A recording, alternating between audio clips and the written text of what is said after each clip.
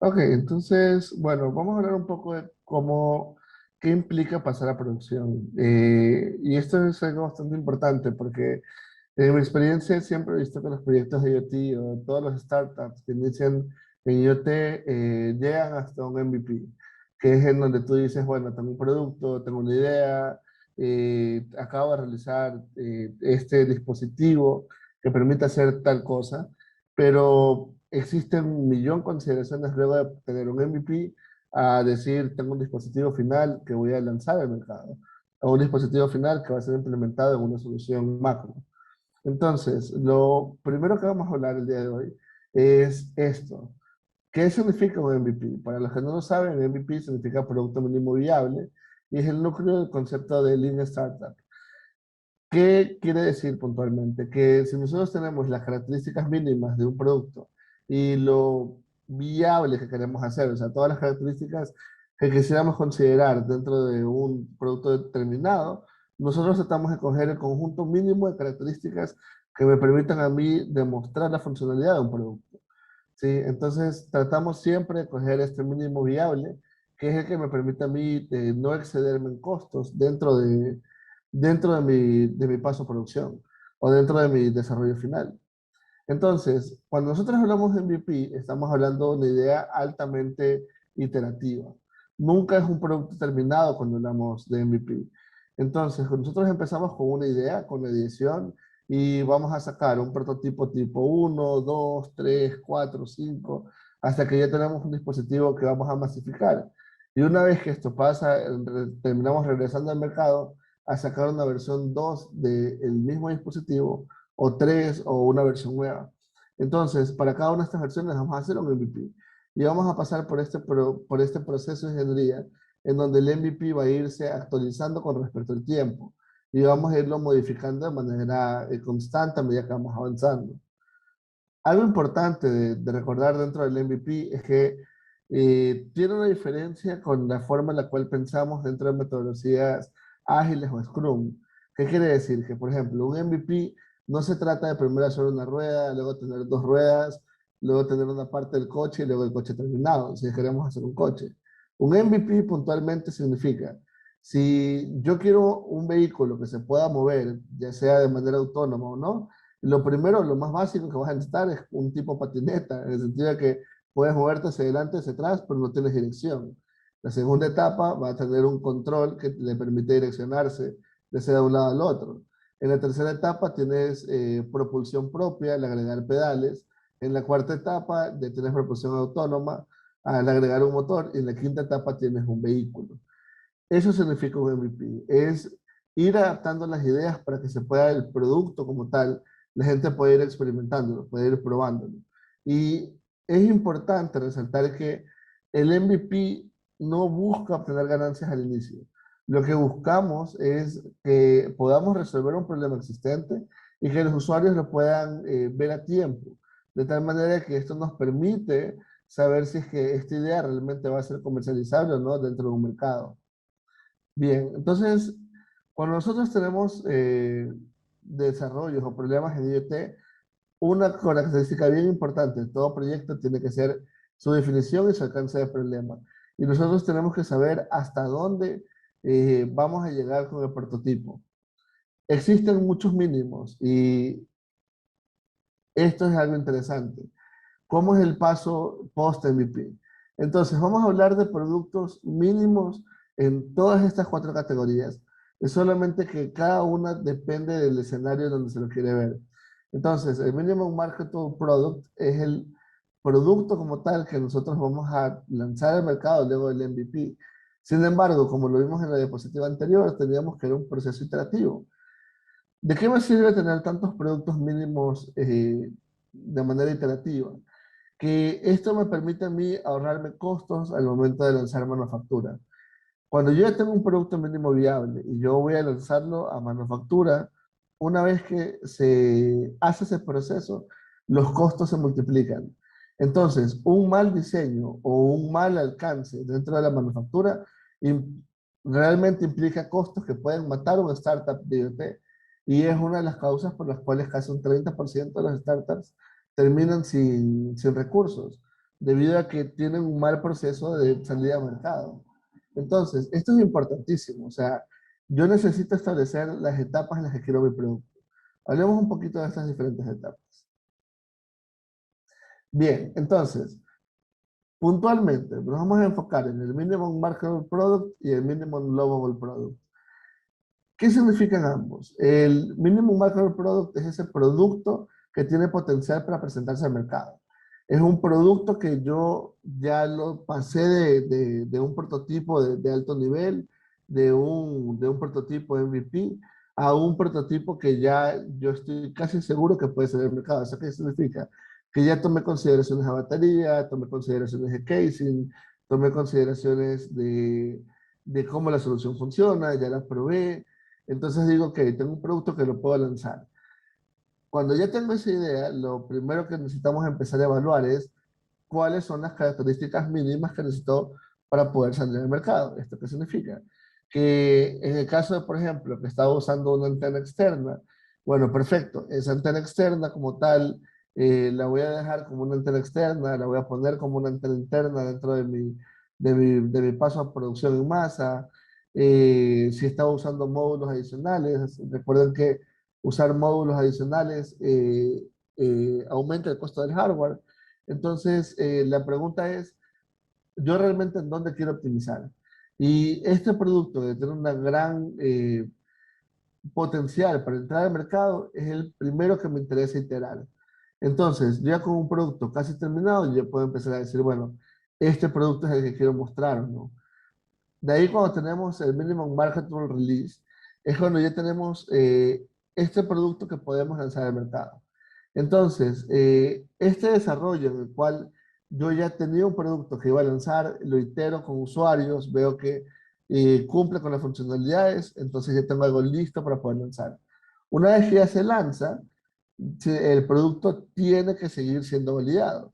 Entonces, el mínimo viable product, que es el último step, de ahí vamos a volver a iterar, es ver la versión del producto que tengo y qué características puedo mejorar en calidad. Y les doy un ejemplo. Por ejemplo, cuando ustedes ven el Echo Dot en su primera versión, era una versión bien tosca, bien funcional. Luego se dieron cuenta que podían mejorar el sistema como tal, agregándole otras características de hardware, simplificándolo un poco y mejorando la estética, porque eso lo hacía más atrayente a otras personas. Entonces, ese proceso iterativo, donde nosotros vemos un dispositivo que pasa de una versión a otra, es en donde yo veo cuáles son las características mínimas que a los usuarios les gusta o no les gusta. Si yo tengo un dispositivo que es un botón, yo necesito saber cosas como, por ejemplo, qué tan cómodo fue el botón, qué tan práctico fue el uso, si realmente lo usaron para el propósito que se debía usar, que eso sucede muchas veces en productos IoT, en donde el dispositivo no se usa para el fin que se quiere, sino que se usa para otros. Entonces, hablemos un poco de las consideraciones de hardware ahora. Cuando nosotros hablamos de IoT, tenemos muchas consideraciones de hardware. Lo que ustedes ven en la imagen es básicamente una arquitectura básica de IoT. Casi todo proyecto de IoT puede ser descompuesto en esta misma arquitectura. Siempre vas a tener un sensor. Puede que tengas la presencia de un actuador o no, pero casi siempre esto va a estar conectado a un microcontrolador. Vas a tener una interfaz de usuario en la nube. Vas a tener un sistema subsecuente de comunicación y una fuente de alimentación. Siempre. Este es un esquema bastante genérico de cómo se ve una arquitectura. Y cuando nosotros pensamos en hardware, tenemos que pensar que aquí hay muchas consideraciones de diseño. Por ejemplo, tenemos consideraciones de diseño en el microprocesador, qué arquitectura voy a usar, ya sea 8 bits, 16 bits, 32 bits, si ya usé prototipado rápido, por ejemplo, como Arduino o cualquier otro que ya tenga armado la estructura por bloques, ¿qué implica tener esa estructura? Entonces, aquí hay algunas preguntas que son bastante válidas para estar en el Minimum Marketable Release, que sería, si ya han realizado pruebas de verificación del diseño. Eso es importante. Si nosotros vamos a construir un PCB, es importante tener una validación de una segunda persona que lo vaya a realizar. Una empresa que me pueda decir, ok, perfecto, tu PCB o tu diseño no tiene fallas a nivel de batería o a nivel de corriente. Si tienes antenas dentro del dispositivo, es bueno mandar a revisar la antena. Entonces, es bueno mandar a verificar el diseño como tal, antes de mandarlo a producción. Una falla en el diseño se corrige rápido. Cuando ya se manda a producción, esto es un costo que crece de manera exponencial y sucede muchas veces.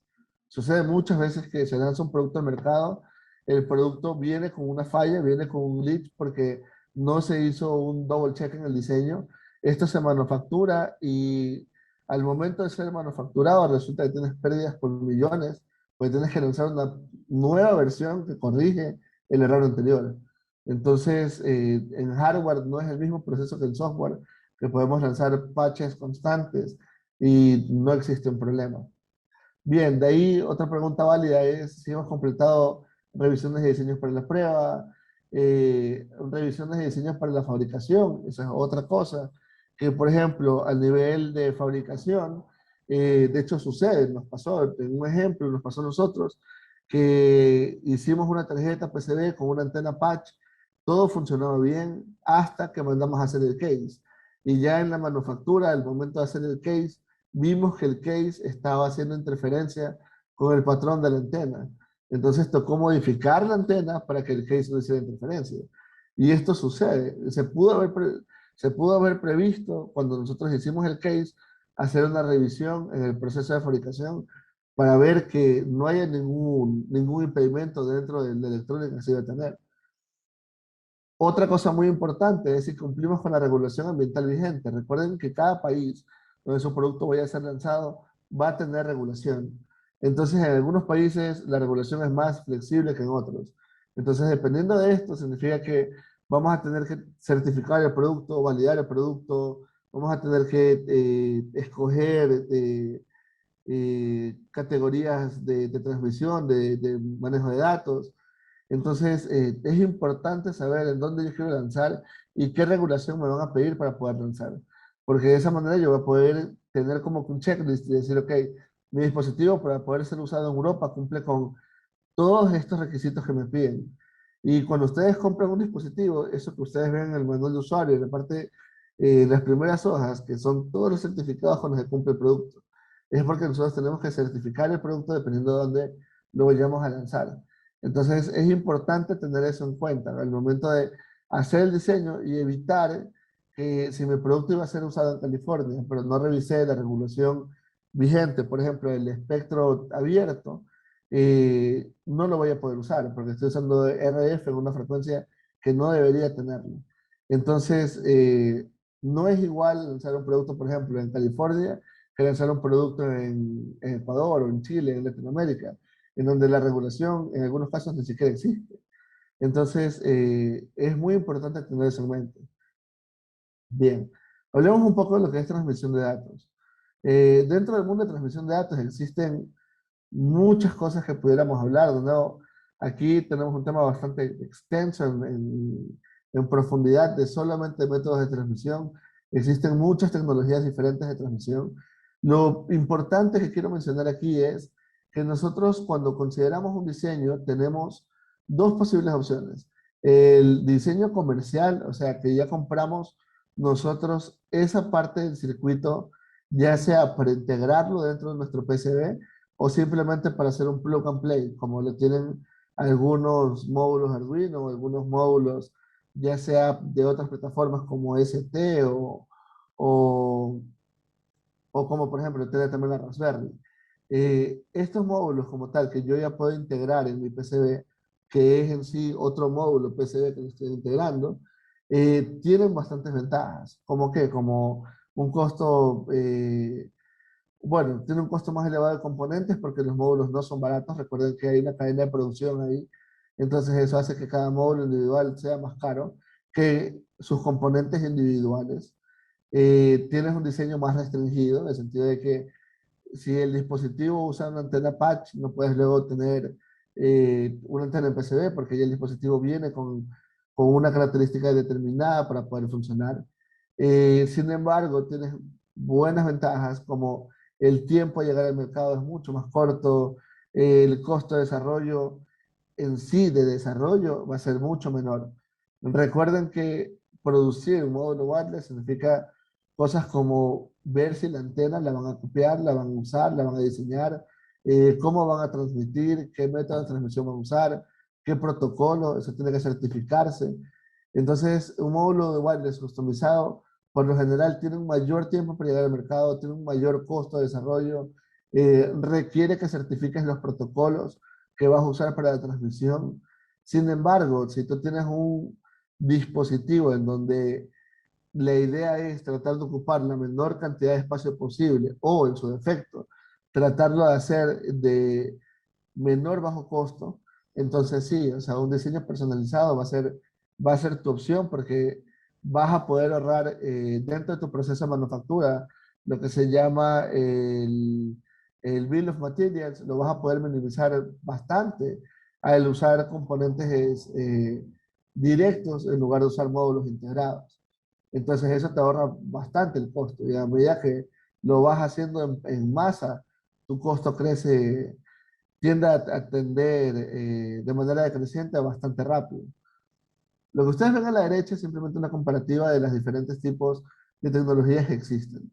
Entonces quería mostrar un poco, porque cuando nosotros elegimos una categoría o una tecnología de transmisión, tengo que considerar casi estas 8 variables que estoy viendo aquí.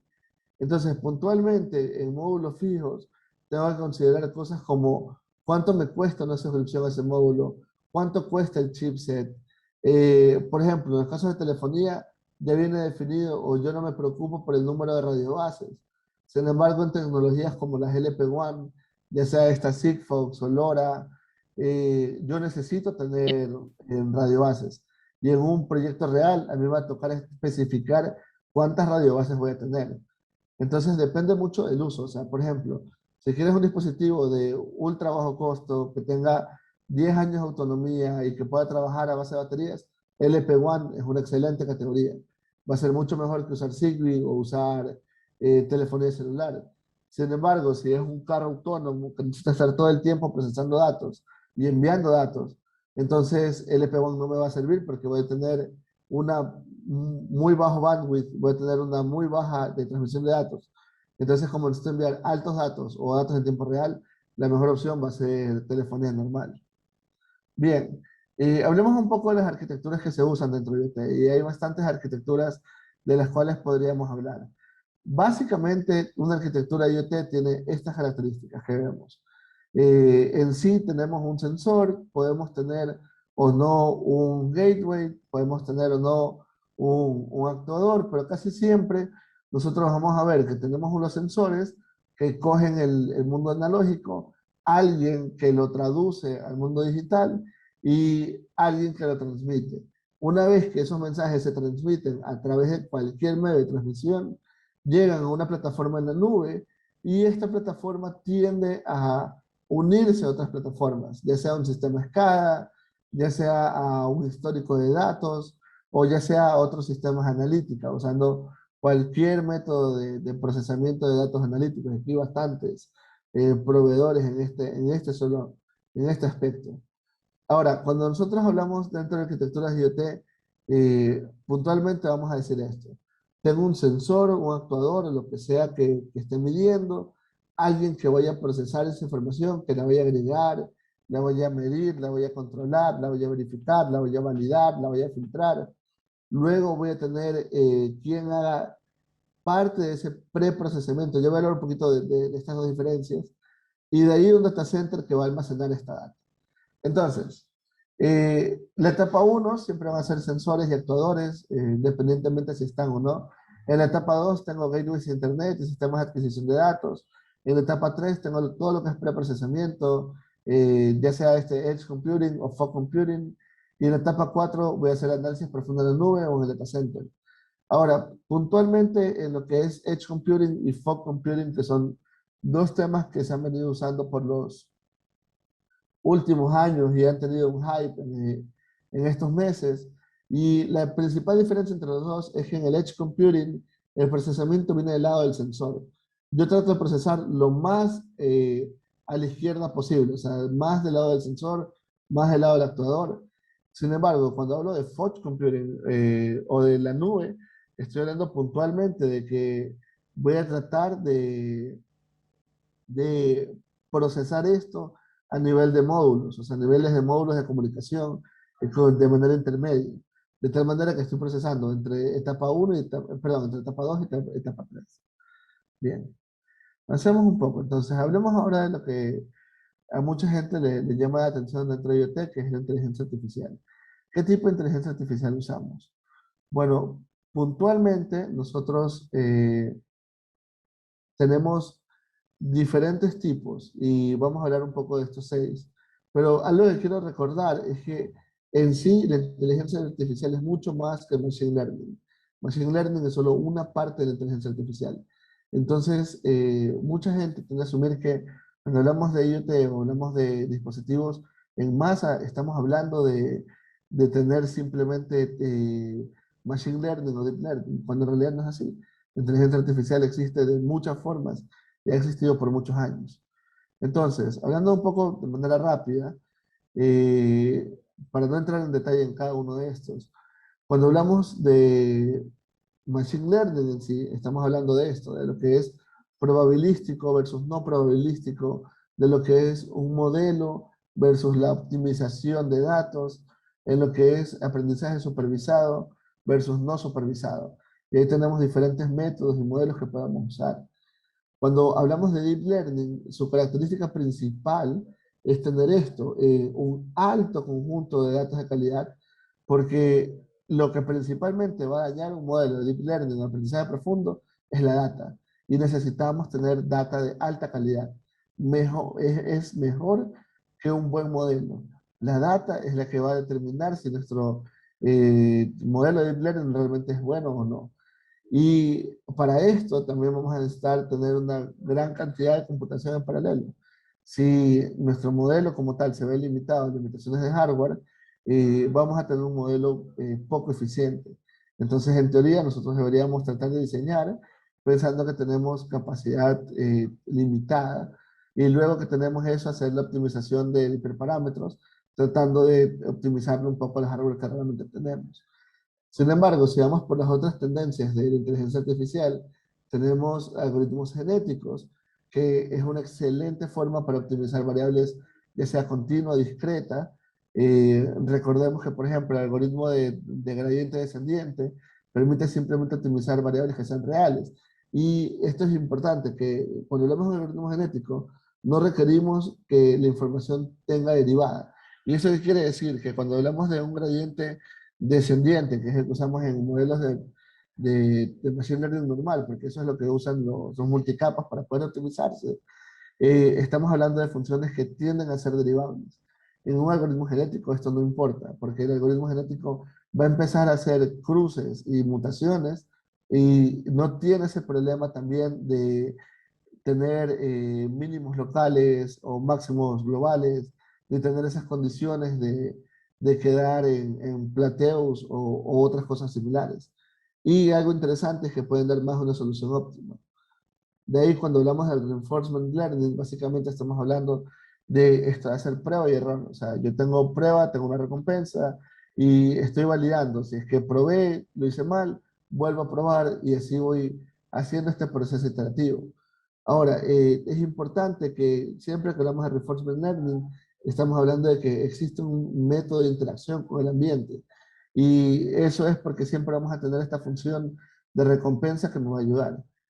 Cuando hablamos de modelos generativos, básicamente hablamos de estos dos, de las redes generativas adversarias, las GAN que han tenido como bastante peso en estos últimos meses, y los autocoders variacionales, que también han tenido bastante peso. Principalmente dependiendo de la aplicación de IoT que yo quiera hacer, puedo usar modelos generativos inclusive para generar data inicial que yo quiero que el sensor reconozca y empezar a tener como un patrón inicial que debería tener la data y luego empezar a filtrar esta data con la data que se debería tener. Y de ahí cuando hablamos de IA distribuida, bueno, lo importante es saber que vamos a necesitar variables que puedan ser distribuidas. Vamos a manejar data frames con alto volumen de datos y que los datos en sí necesitan ser resistentes a esta agrupación. O sea, si tenemos datos codependientes uno del otro, tratar de distribuirlos, puede romper esta dependencia que se tiene. Entonces, cuando tratamos de hacer esto y tratamos de manejar este tipo de arquitecturas, es bueno tener esa variabilidad. Entonces, les voy a ejemplificar todo lo que he hablado durante esa diapositiva con un ejemplo real que se implementó, en donde nosotros pudimos llevar de punta a punta el proceso. Y lo principal que quiero que se entienda son las características de diseño. Puntualmente, este era un proyecto para incendios forestales en California. Para los que no lo saben, un incendio forestal es un problema altamente grave porque en un minuto se necesita un vaso de agua para apagar un incendio, pero en 10 minutos necesitas 1000 litros de agua. Y esto crece de manera exponencial a medida que el fuego avanza.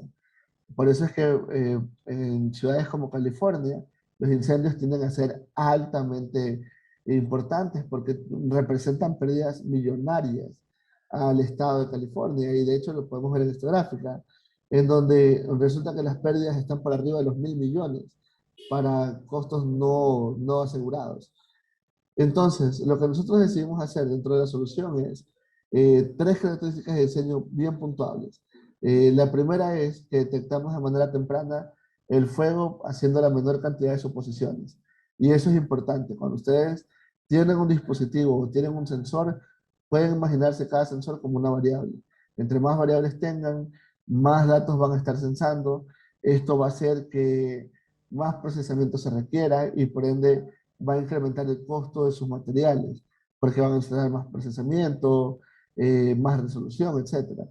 Entonces, si yo mido menos variables, porque tengo menos sensores, necesito saber realmente cuántos voy a tener que medir para poder resolver un problema.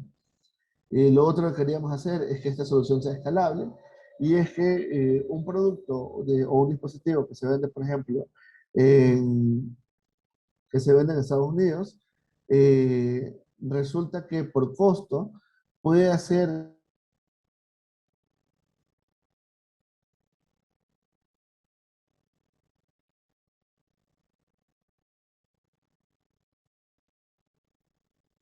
tantas consideraciones diferentes.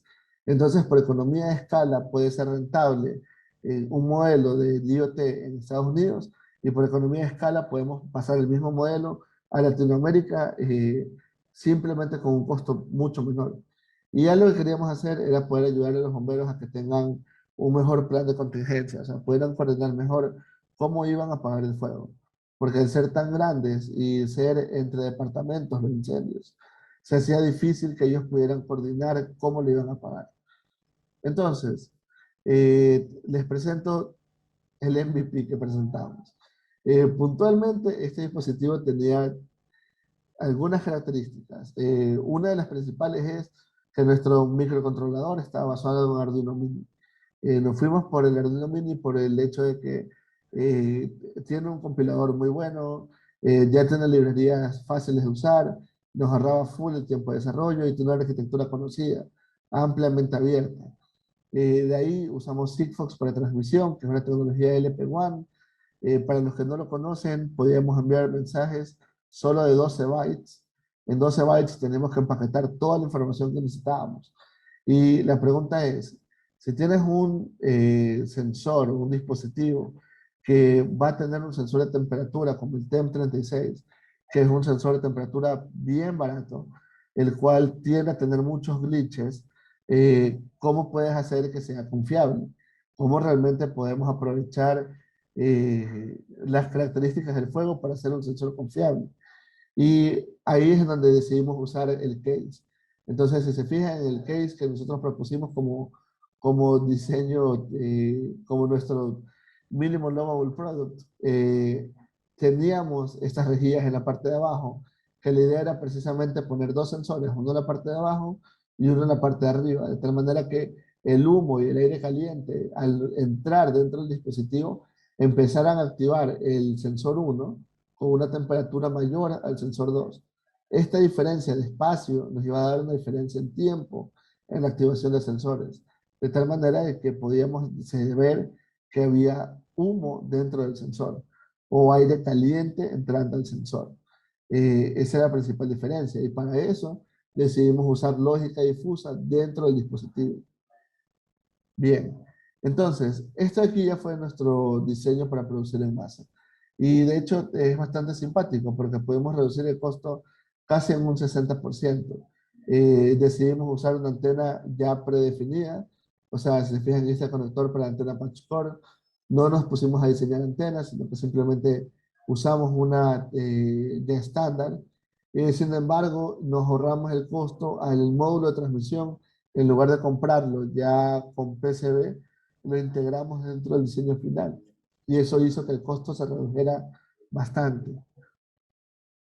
Eh, Algo importante para saber por qué escogimos Sigfox como método de transmisión es puntualmente porque teníamos una red LP1 y nosotros nos dimos cuenta que para este problema la mejor solución estaba por redes de sensores inalámbricos. Entonces, dentro de otros proyectos en California mismo, han implementado cámaras ópticas, observación por satélite, han hecho observación humana y la verdad es que cada uno tiene sus limitantes. O sea, las cámaras ópticas si bien es cierto, pueden ser buenas para detectar un incendio eh, a larga distancia, su costo es extremadamente alto, porque tienen que hacer un alto procesamiento para poder distinguir qué es o no es un incendio. Y tampoco son muy confiables, que podamos decir. Entonces, un sensor es diferente porque un sensor está ahí tomando el dato en tiempo real. Ahora, el satélite, la principal desventaja del satélite es que el satélite al estar tan arriba del suelo como tal, no puede medir cuál es la temperatura en el suelo. Ahora, un satélite sí puede estimar cuál es la temperatura del suelo, pero hace una cantidad de asunciones para llegar a ese valor que no lo hace muy exacto, o no lo hace muy preciso en realidad. Entonces, por eso nosotros decidimos que al poner un sensor en el piso, estábamos, o bueno, lo más cercano al fuego, estábamos midiendo correctamente este gradiente de temperatura. Y ahí sí podíamos usar datos de satélite como topología, dirección del viento, humedad, etcétera, porque estábamos midiendo correctamente el gradiente de temperatura, que es el que más se estima desde un satélite. Entonces, bueno, nos dimos cuenta puntualmente de esto, que el sensor de temperatura tiene mucho ruido y falla a cada rato, y esto es precisamente lo que les decía. Como nosotros, para ahorrar el costo, usamos un sensor muy barato, de muy bajo costo, y eso tiende a pasar con la electrónica de bajo costo, que tiende a fallar, tiende a tener ruido.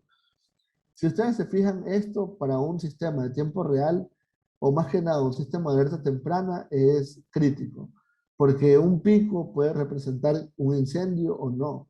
Y si yo pongo aquí una variable que diga, si la temperatura es menor a 10 grados, alerta que hay un incendio, este falso positivo me dispara el sistema. Entonces, y esto es otro, por ejemplo, que el sensor como tal no se estabiliza en un valor, sino que se estabiliza en un rango de valores.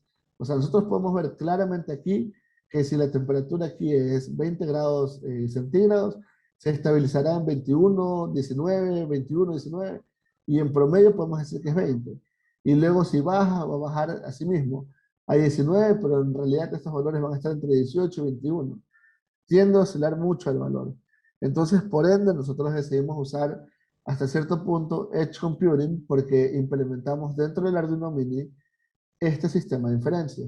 Un sistema de inferencia muy básico, usando lógica difusa, con reglas muy básicas, no le pusimos reglas complicadas, en las cuales básicamente teníamos este escenario. Para los que no conocen lógica difusa, te voy a explicar rápidamente, pero el escenario es el siguiente. Si el sensor 1 detectaba la temperatura en 40 grados, si ustedes se fijan en la gráfica, 40 está en la parte de abajo, entonces lo que iba a pasar es que si lanzamos una línea recta hacia arriba, íbamos a topar dos curvas.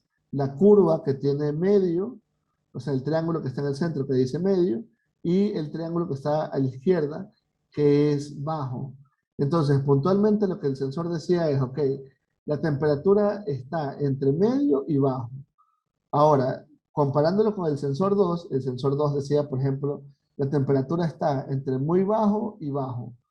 Entonces, ahí hacíamos como una regla AND, en la cual decíamos que si el uno no detecta un cambio y el otro tampoco lo detecta, simplemente nos diga que la probabilidad del fuego es bien baja.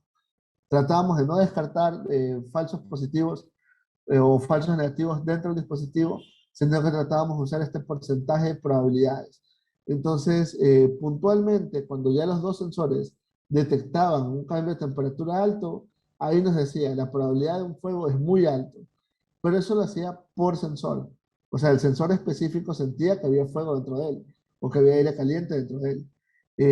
Entonces, esto hacía que él dijera, yo creo que hay fuego. Sin embargo, nosotros lo validábamos ya del lado de la nube, comparando con los otros sensores que nos haya llegado la data en cierto número de tiempo. Entonces, si un sensor se disparaba, nosotros esperábamos que en un par de minutos otros sensores también se disparen, porque el incendio tiende a crecer muy rápidamente. Entonces, de esa manera podíamos tener una mejor aproximación. Bien, dentro de nuestro diagrama de arquitectura como tal, teníamos esta arquitectura compleja. La voy a describir en los pasos que hemos visto. Entonces, puntualmente teníamos la capa 1, teníamos los sensores, la entidad física es en sí el fuego que estaba pasando, tenemos nuestro dispositivo de IoT que enviaba esto a un IoT Gateway, que en sí es el que viene dentro de Sigfox, es la radio base. Esto lo mandaba a través de Internet a la red privada de Sigfox, que en este caso ellos manejaban esto de manera interna, sin embargo, porque ya no nos daban como un servicio. Sin embargo, si yo voy a usar LoRa o voy a usar cualquier otro servicio, o ya sea RF customizable, me va a tocar a mí implementar esto, ¿no? De ahí nosotros teníamos ya nuestro procesamiento en la nube, en donde usábamos nodos de procesamiento serverless, como Cloud Functions, para poder validar el real time. Y de ahí usábamos analítica profunda, donde usábamos Spark y otros proyectos más como Kafka, para poder hacer en sí el procesamiento del clustering. Y de ahí esto lo transmitíamos a través de sí mismo, Internet, a diferentes canales. Teníamos una plataforma móvil, teníamos un agente en teléfono, teníamos diferentes canales que usábamos para poder comunicar la información. Entonces, de esta manera llegábamos al usuario final.